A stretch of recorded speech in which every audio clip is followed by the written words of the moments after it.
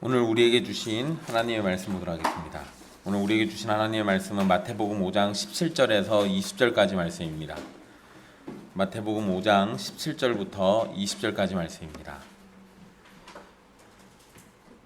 귀하신 하나님의 말씀 받들어서 읽도록 하겠습니다. 내가 율법이나 선지자를 폐하러 온 줄로 생각하지 말라. 폐하러 온 것이 아니요 완전하게 하려 함이라. 진실로 너희에게 이르노니 천지가 없어지기 전에는 율법의 1.1획도 결코 없어지지 아니하고 다 이루리라. 그러므로 누구든지 이 계명 중에 지극히 작은 거 하나라도 버리고 또 그같이 사람을 가르치는 자는 천국에서 지극히 작다 일컬음을 받을 것이요 누구든지 이를 행하며 가르치는 자는 천국에서 크다 일컬음을 받으리라.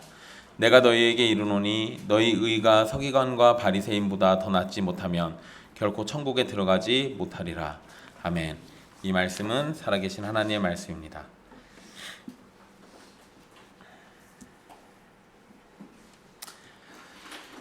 지난 시간 세상의 소금과 빛이라는 우리 예수님의 말씀을 함께 살펴봤습니다. 우리는 생명의 근원이시고 온 세상의 빛 되시는 예수 그리스도로 인해서 세상의 소금이고 세상의 빛이 되었습니다.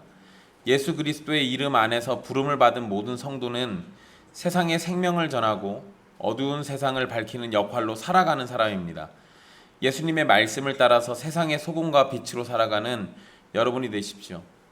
여러분의 착한 행실로 하나님께 영광을 돌리는 구원의 역사가 계속 일어나기를 소망하십시오. 그러면 주께서 여러분들을 세상의 소금과 빛으로 계속 즐거워하시고 여러분들의 존재가 예수 그리스도 안에서 하나님의 큰 기쁨이 될 겁니다. 오늘 말씀은 우리 예수님께서 21절부터 48절 말씀을 전하시기 전에 율법에 대해서 오해할 것을 미리 예방하시기 위해서 주신 말씀입니다. 물론 율법에 대한 오해를 풀기 위한 의미만 있는 건 아닙니다. 예수님은 율법에 대해 우리가 어떤 자세를 가져야 하는지도 말씀하고 계십니다. 그리고 복음에 관해서도 생각할 수 있는 말씀이 오늘 본문의 말씀입니다. 우리는 성경을 통해서 율법이라는 단어를 자주 듣게 됩니다. 특별히 구약 성경에서는 율법에 대한 언급이 굉장히 많이 나옵니다. 그런데 옛날이나 지금이나 율법에 대한 오해가 계속 있어 왔습니다. 특히 유대인들은 율법을 지켜서 구원받는다는 생각을 지금도 가지고 있고 오늘날은 교회에도 유대인들과 비슷한 생각이 들어와 있기도 합니다. 우리가 어느 정도 선행을 하면서 살고 율법의 말씀을 열심히 잘 지키고 살면 구원받을 것이라는 생각을 하는 건데요.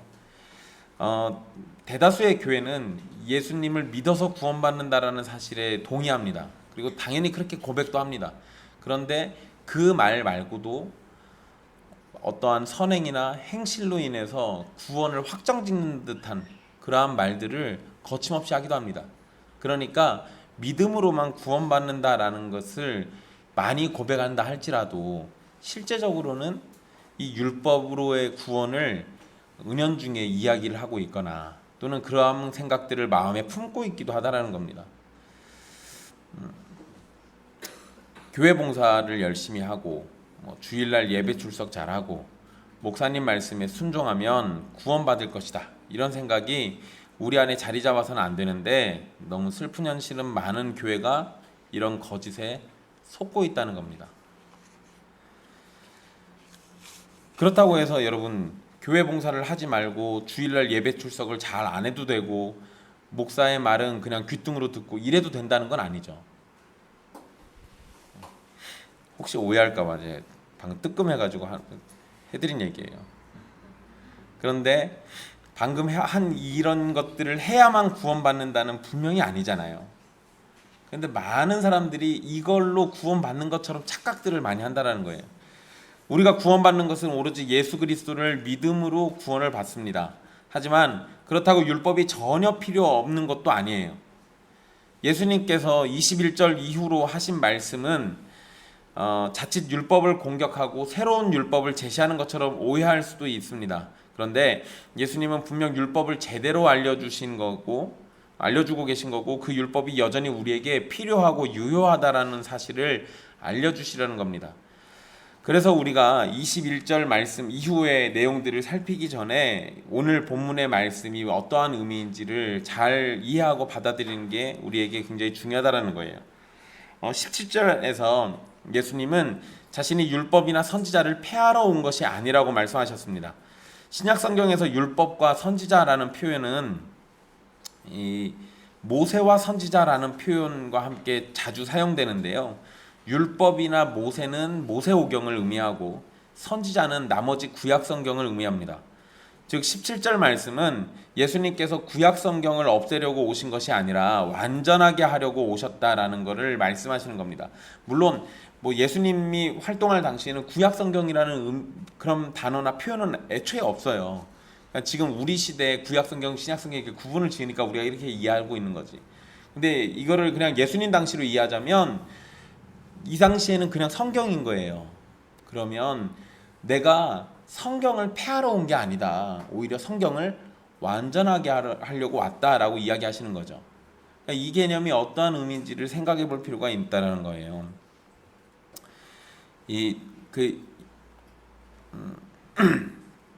여기에서 일단 율법과 선지자를 이해할 필요가 있는데, 율법이 하나님의 말씀에 대한 기본적인 명령이라면 모세오경을 제외한 나머지 성경은 율법의 말씀을 따라서 이스라엘이 어떻게 살았는지를 보여주고 또 어떻게 사는 것이 율법의 말씀을 성취하는 것인지, 율법의 말씀을 따라서 어떻게 사는 것이 의를 얻는 삶인지, 이런 것들을 하나님께서 선지자를 통해서 전해주신 말씀들입니다.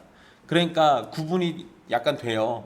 물론 모세오경에도 그러한 내용들이 포함되어 있긴 하지만 모세오경의 주를 이루는 내용들은 하나님의 율법, 이것이 무엇이냐예요. 그리고 그 율법이 우리에게 주어진 배경, 하나님의 언약, 이런 것들을 담고 있습니다. 그리고 모세오경 이후에 다른 말씀들, 구약성경의 나머지 말씀들은 하나님의 언약, 또 하나님의 율법이 우리에게 어떠한 의미이고 우리는 언약 백성으로 율법의 백성들로 어떻게 살 것인가, 어떻게 살아야만 하는가, 이거를 보여주는 것들이에요. 그러면 구약의 전체는 율법이라는 것과 깊은 연관이 쭉 되어 있는 겁니다. 그거를 이해하지 못하면 우리는 율법을 잘못 오해할 수가 있다는 거예요. 예수님은 율법과 선지자를 폐하려는 것이 아니라 완전하게 하려고 하신다고 말씀하셨습니다. 폐하는 것이 없애는 거라면 완전하게 한다는 것은 율법과 선지자의 의도와 정신 그리고 원리를 완전하게 드러내고 율법의 목표에 도달하는 것을 의미합니다. 18절부터 예수님께서는 율법에 대해서 더 강조를 하시는데요. 사실 예수님께서는 율법을 완전히 지키셔서 의를 얻으시고 그 의를 택한 백성의 것으로 주십니다. 이걸 우리가 전가라고 하죠. 그리고 그 전가교리가 기반이 되어서 칭의가 일어나는 겁니다. 그렇기 때문에 예수님께서 율법을 폐하신다라는 것은 논리적으로 맞지가 않아요. 왜냐하면 예수님이 우리에게 의를 주실 때 분명히 율법을 완전히 지키셔서 의를 주신 거거든요. 그러니까 본인 스스로가 율법을 완전하게 하셨는데 율법을 폐하신다라는 말은 그냥 율법을 없애버린다 이런 식으로 이해해버리면 이게 앞뒤가 맞지 않아요. 그러니까 예수님은 21절부터 율법에 대해서 이제 말씀해 주실 건데, 사람들이 오해하고 있거나 율법의 큰 의미를 축소해서 사용하고 있는 것을 지적하시고 하나님께서 말씀하신 원래의 뜻이 무엇인지를 가르쳐 주시는 겁니다. 우리 다음 주에 살피게 되겠지만 제일 먼저 나오는 게 살인하지 말라라는 말씀이에요. 그런데 유대인들은 진짜로 사람을 죽이지만 않으면 된다고 생각한 겁니다.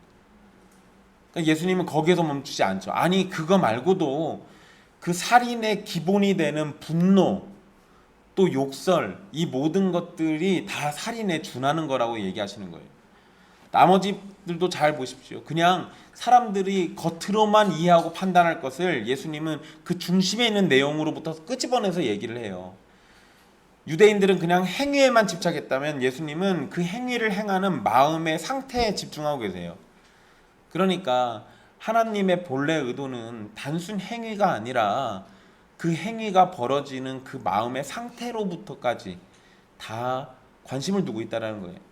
주님은 그것부터 보고 있는 거죠. 여러분, 좀 충격적인 얘기일 수도 있는데요.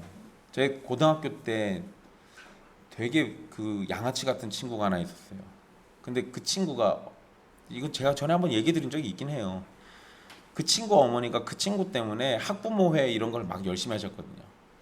근데 그 친구 어머니가 학교에 왔습니다. 와가지고 잠깐 있다가 그러고 갔어요. 가는데 얘가 딱 뛰어나가가지고 5천 원만 달라고 그랬는데 그 어머니가 진짜 돈이 없었나 봐요. 돈을 안 줬어요. 그랬더니 얘가 문 닫고 들어오면서 쌍욕을 했습니다. 5천 원 안 줬다고. 반 애들이 다 들었어요. 엄마는 못 들었죠. 죄입니까? 죄가 아닙니까?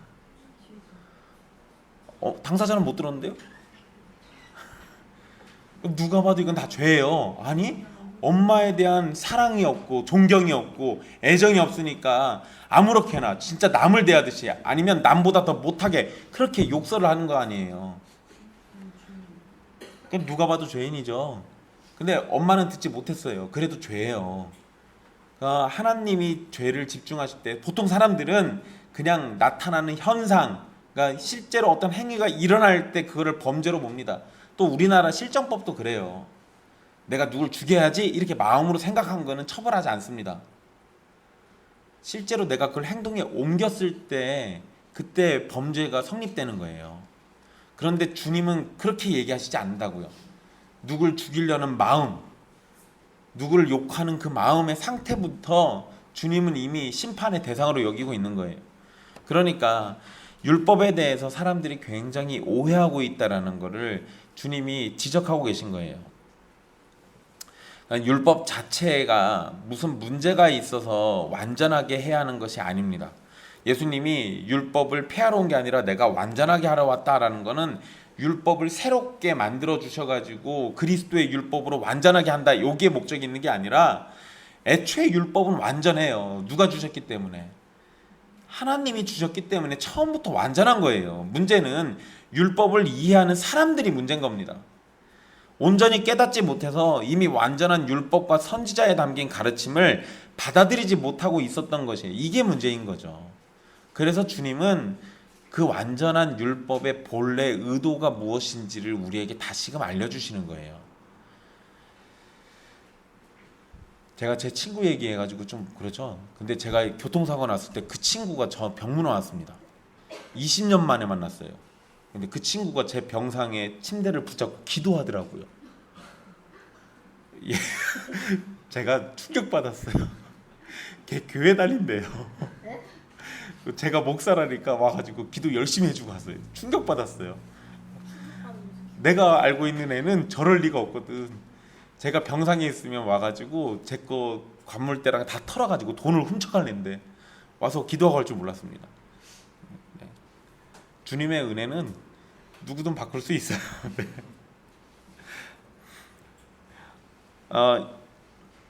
예수님께서 18절에 진실로라는 말씀을 하시는데요. 여러분, 이 단어는 원문으로 하면 아멘이 됩니다. 근데 재미나게도 히브리어, 헬라어 둘 다 아멘이에요. 예수님께서 이 표현을 자주 사용하시는데요. 진실로 내가 너희에게 이르노니 뭐 이런 표현이 나오면 엄숙한 진리를 강조하는데 사용하신 거예요.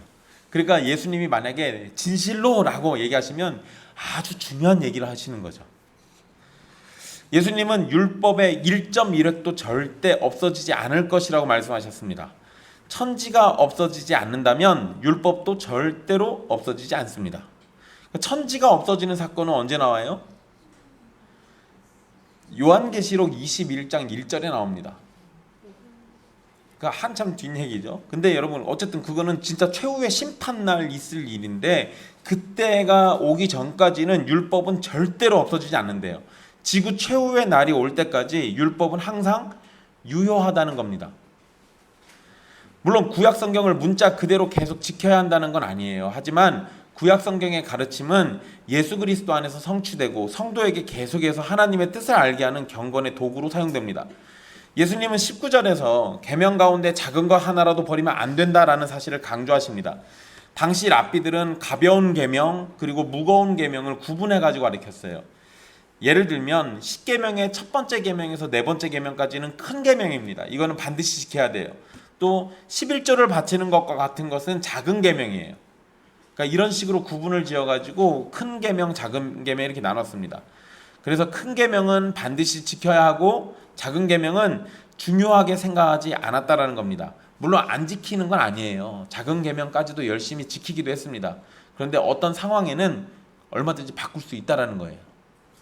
그리고 그 작은 계명은 변개가 가능합니다.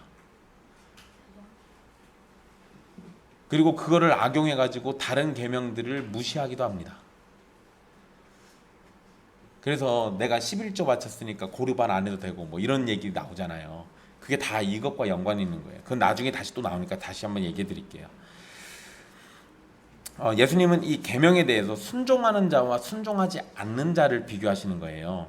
그래서 여러분 잘 이해하셔야 돼요. 19절에 이 계명 중에 지극히 작은 거 하나라도 버리면 이거는 순종하지 않는 자죠. 또 누구든지 일을 행하며 가르치는 자는 이라고 얘기해요. 여기서는 이제 순종하는 자죠. 그러니까 순종하지 않는 자는 지극히 작다 일컬음을 받는다고 말씀하시고, 순종하는 자는 크다 일컬음을 받는다라고 말씀하셨어요. 그리고 예수님은 20절에서 제자들의 의가 서기관과 바리새인보다 더 나아야 한다. 그래야만 천국에 들어갈 수 있다라고 말씀하셨습니다. 그럼 이제 여러분 성경에서 이렇게 명확하게 천국에 들어갈 수 있는 조건을 가르쳐주는 말씀이 없어요. 어떻게 하면 된다는 거예요? 서기관과 바리새인보다 의가 더 나으면 돼요. 그러면은 천국에 들어갈 수 있는 겁니다. 여기에서 의는 하나님의 뜻을 따라서 사는 삶을 의미합니다. 서기관과 바리새인은 여러 차례 말씀드렸는데 율법을 가르치고 전하는 전문가들이에요. 그러니까 오늘날로 치면 목사 같은 사람들이죠. 근데 이 서기관과 바리새인들은 율법적으로 의롭다고 평가받기도 합니다. 그러니까 당시의 기록들을 보면 서기관이나 특히 바리새인들이 얼마나 율법을 지키려고 애를 썼는지에 대한 기록들이 많이 나와 있어요. 물론 우리 신약 성경에서는 예수님이 바리새인 자주 뭐라고 하십니다. 그런데 물론 바리새인들이 잘못했으니까 예수님한테 혼나는 거죠. 그런데 이 당시의 역사 기록들을 보면 바리새인들이 율법에 대해서 굉장히 철저하게 지키려고 나름대로 노력은 했어요. 그런데 그것이 옳다라는 게 아니에요. 예수님의 말씀을 빗대서 보면 그들이 율법을 지키고 했던 것보다 훨씬 더 나은 의가 우리한테 필요하다는 거예요. 그래야만 우리가 천국에 들어갈 수 있다라고 얘기하시는 거죠. 그러니까 혼나는 바리새인만 생각하지 마시고 율법을 철저하게 지키려고 했던 그런 바리새인까지도 생각을 해보시면서 접근해야 돼요. 그러니까 겉으로 보이는 부분에서는 굉장히 율법적일 뿐인데, 그런데 사실 서기관과 바리새인 이 내면에서부터는 하나님께 완전한 순종을 하려는 참된 믿음이 있지는 않았던 게 문제입니다. 그래서 예수님께 계속 지적받았던 거예요. 그래서 예수님이 이 바리새인들을 향해서 대표적으로 하신 말씀이 뭐예요? 회칠한 무덤 얘기하잖아요. 겉보기에는 회를 칠해놔가지고 그럴싸해 보여요. 하지만 그 속엔 뭐가 있어요? 부정한 시체가 들어있는 거잖아요. 예수님 말씀이 뭐겠어요? 겉은 번지를 하지만 속은 썩어 문드러졌다라는 얘기예요. 그럼 예수님이 원하시는 건 뭐예요? 겉도 그럴싸해 보이고 속도 거기에 합당한 모습이 나타나야 한다는 거죠.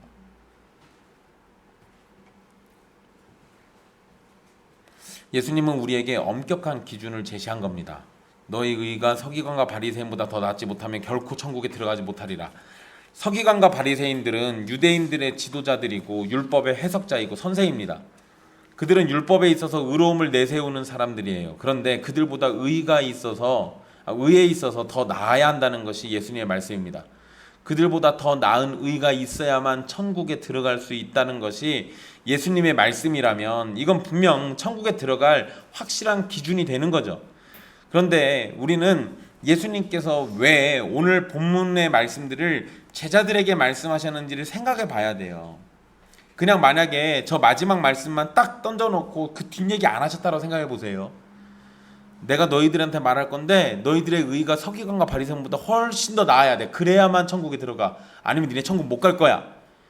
이렇게만 말씀하시고 말았다고 하면 제자들이 뭔 생각하겠어요? 얘네보다 더 철저하게 지켜야 하는구나. 얘네보다 더 대단하게 지켜야 하는구나.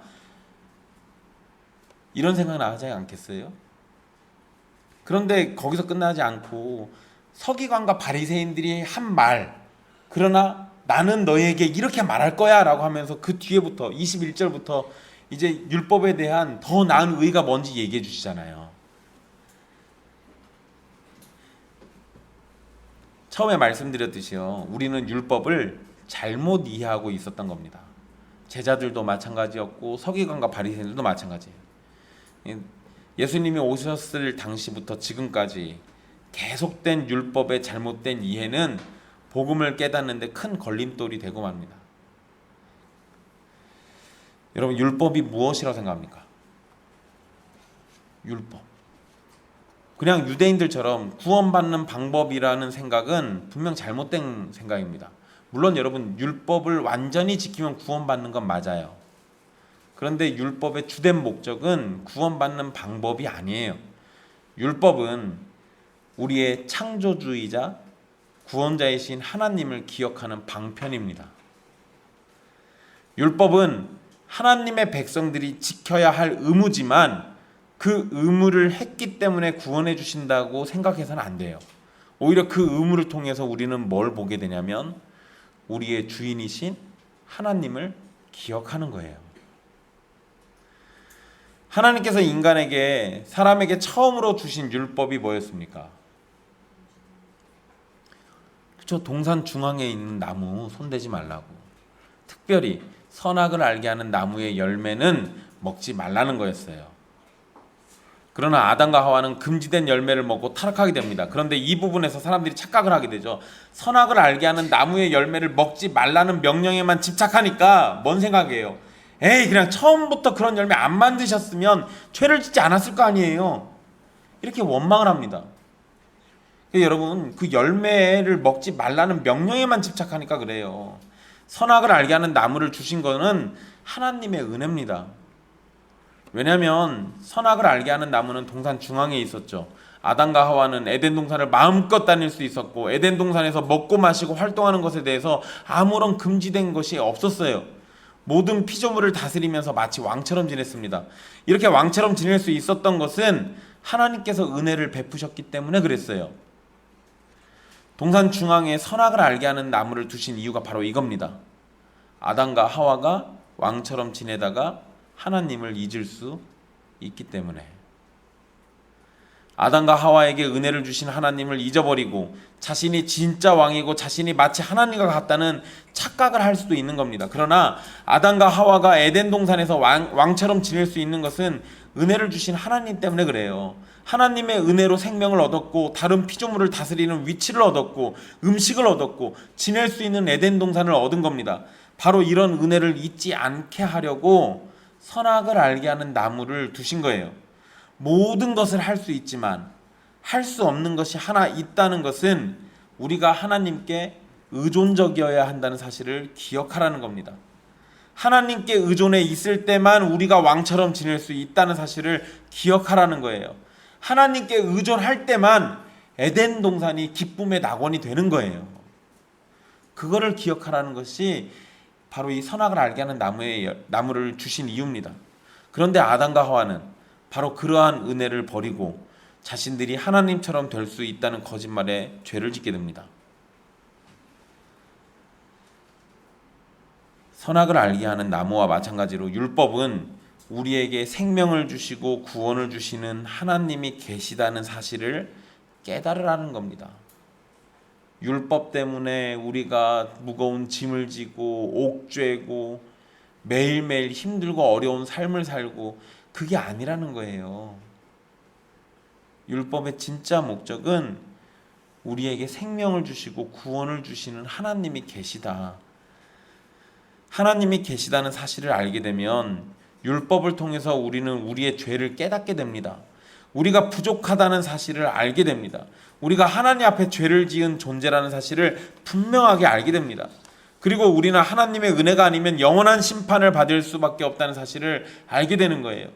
예수님께서 복음을 전하시기 때문에 자칫 율법이 아무런 의미도 없다고 생각하기가 쉽지만 예수님은 율법이 여전히 중요하다는 사실을 강조하시는 겁니다. 물론 그렇다고 율법을 지켜서 구원받으라는 가르침을 하시는 건 아니에요. 율법이 가르쳐주는 의가 우리에게 있어야 함을 알려주고 계시는 거고, 율법보다 더 나은 의는 오직 예수 그리스도를 통해서만 얻을 수 있음을 보여주십니다. 이렇게 율법부터 설명이 되어야 복음이 얼마나 값지고 참된지 알 수 있어요. 근데 율법이 설명이 안 되면 하나님의 존재를 모르는데 복음이 무슨 소용이에요? 율법이 설명이 안 되면 내가 죄인인지 모르는데 복음을 어디다 써먹을 거예요? 율법으로 내 생명이 하나님께 있다는 사실을 알아야 그 생명을 주시는 복음을 받아들일 거 아닙니까? 그러니까 율법은 없어져야 할 것이 아니에요. 정말로 마지막 심판날까지 율법은 계속 있어야만 우리에게 유익한 겁니다. 예수님이 서기관과 바리새인을 언급하신 이유는 그들이 입술로만 율법에 신실하고 마음과 행실로는 율법을 어기는 사람들이었기 때문에 그랬습니다. 예수님은 하나님 나라에 속한 성도들이 입술로만 믿음을 말하고 입술로만 복음을 말하는 것을 원하시지 않았습니다.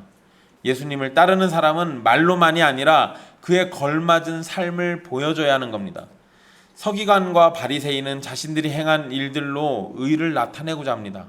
그러나 그들이 행한 의는 사람들 보기에는 뛰어나고 대단할지 모르지만 하나님의 기준에는 부족하다는 거예요. 하나님의 기준에는 여전히 더럽고 추한 죄인들입니다. 하나님은 완전한 의로움을 우리에게 요구하고 계세요. 그러한 기준에서 서기관과 바리새인의 의로움은 하나님을 만족시키지 못하는 겁니다. 그러니까 그것보다 더 나은 의가 우리에게 필요하다고요.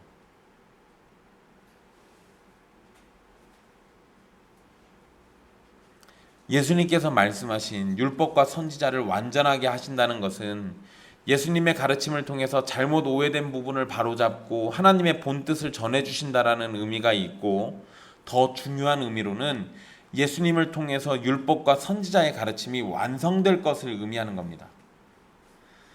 율법의 요구를 예수님께서 모두 수행하셨어요. 선지자의 예언을 예수님께서 모두 성취하셨습니다. 예수님께서 구약성경의 모든 가르침의 중심에 있고 구약성경이 가르치고자 하는 것이 바로 예수 그리스도이심을 우리는 성경을 통해서 바르게 깨달아야 합니다. 율법은 우리가 지켜야 하는 것이지만 지켜서 구원받을 수 없기 때문에 우리의 처지를 깨닫고 그리스도께 의존하게 하는 겁니다. 선악을 알게 하는 나무가 의미하는 것처럼 우리 인간은 왕처럼 지낸다고 하더라도 하나님께 의존해야만 살 수 있는 존재라는 것을 율법이 가르치고 있는 겁니다. 그리고 우리가 여전히 왕처럼 살 수 있도록 만드시는 분은 예수 그리스도밖에 없어요. 율법을 통해서 우리가 부족한 존재고 추한 존재임을 깨달아서 우리에게 구원을 주시는 하나님을 바라보라는 것이 율법의 의미입니다.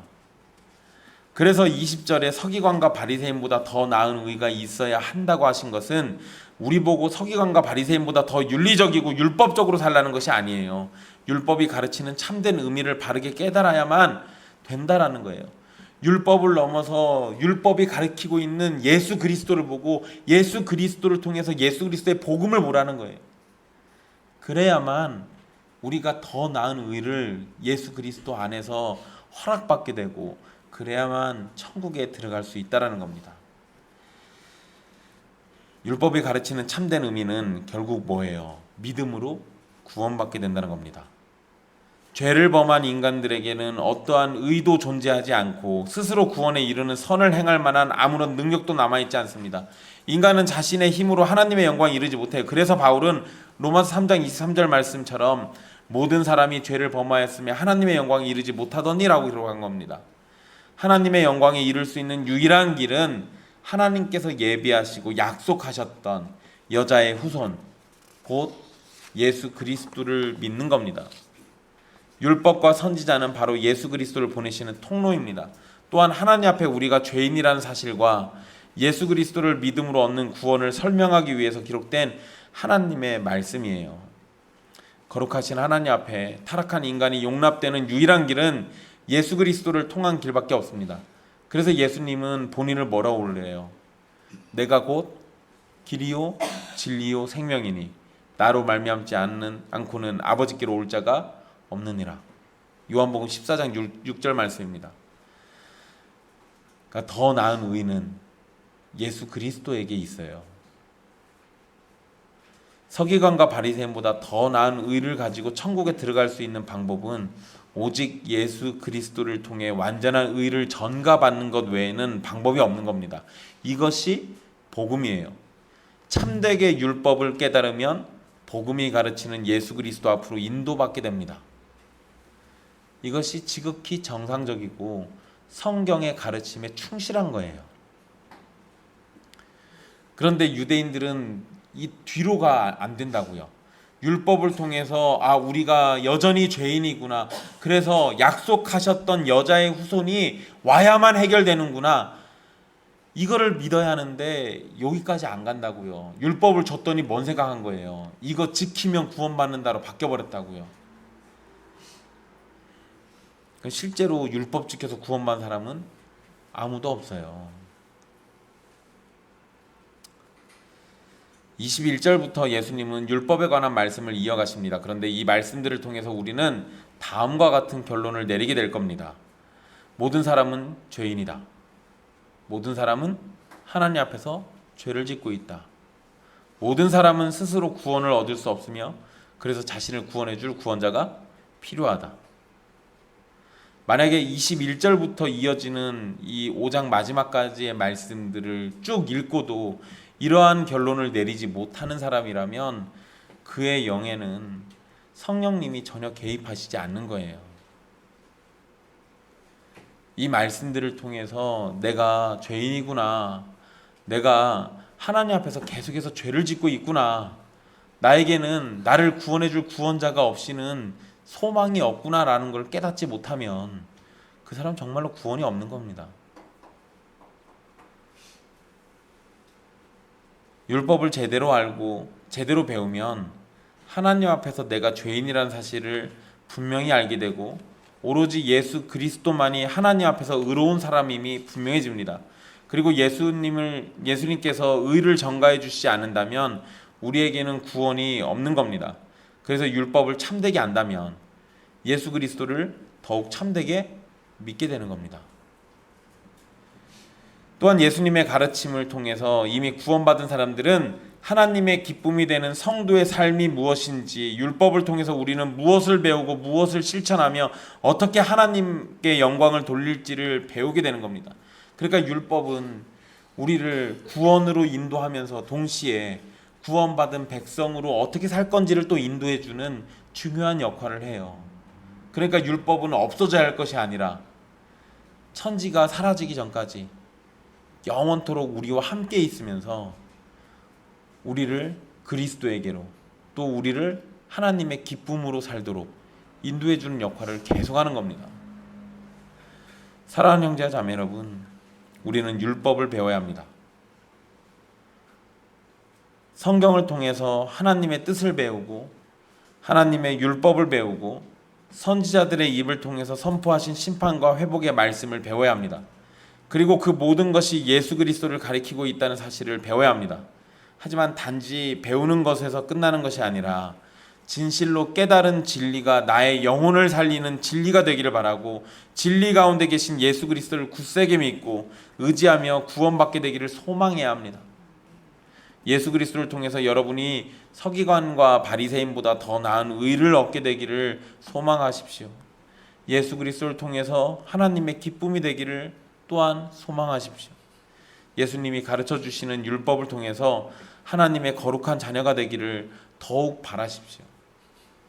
만약에 우리에게 이러한 소망이 없다면 또는 이러한 기대가 없다면 우리는 지옥의 자녀인 거예요.